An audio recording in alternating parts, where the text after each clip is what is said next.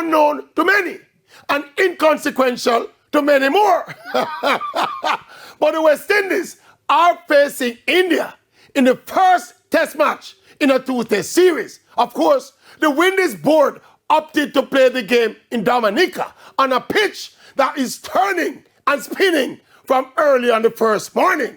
The Indians obviously included their big spin duo of Ravi Chandra Ashwin and Ravindra Jadeja with almost 750 test wickets between them. But the West Indies not to be outdone. They also have included their powerful twin spinners in Jamal Warrican and the irrepressible Rakeem Cornwall with a grand total of 75 test wickets between them. So the West Indies is obviously fighting fire with fire.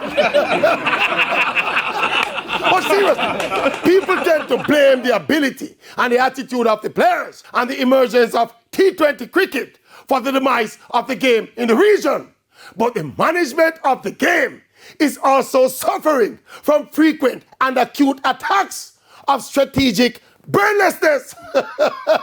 And by the way, the second test will be played at another spin haven called Trinidad and Tobago.